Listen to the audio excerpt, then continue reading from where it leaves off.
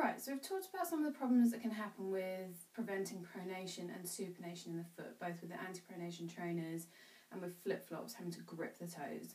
So what I'm going to do today is show you a very simple exercise that you can do to improve your foot mechanics. So it'll be stimulating some of the pronation movement as well as some of the supination movement. So there's a few key points with this exercise. One, to keep the standing leg bent through all of it. And then when you're on the standing leg, to try and keep the whole of your foot on the ground. So I want you to imagine a 3-point contact, being on the ball of the foot by the big toe, the ball of the foot by the 5th toe, and the heel. So that's your tripod, your 3-point contact, which you want to maintain on the ground at all times. And this is going to help the foot move through its whole range of movement.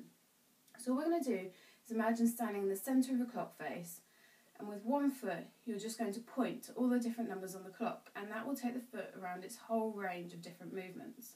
So we'll start with 12 o'clock, just coming forward and touching the toe. You don't want to put the whole of your weight down on the ground because that will shift what's going on with the pelvis.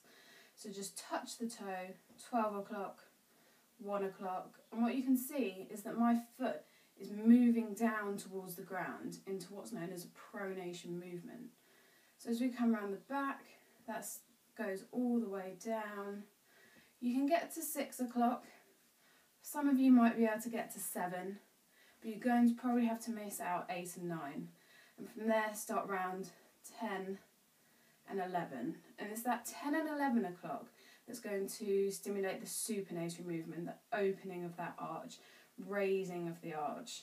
And what's important is at that point to really keep your focus on keeping that tripod on the ground, because if you come up, then it creates a different movement through the foot. So all you want to do is repeat that a couple of times each leg, working your way around the clock face. And you should feel that it might kick in a few of the muscles on the inside of the knee here, which is a good sign. It's a good movement to have. You might even get a bit of glute activation.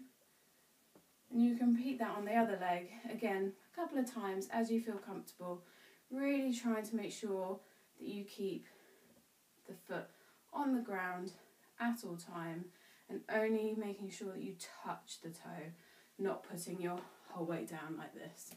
So you just want to come around, touch the toe, and as you get more confident, you can really reach round. That will do a lot of activation work through your muscles. Good luck!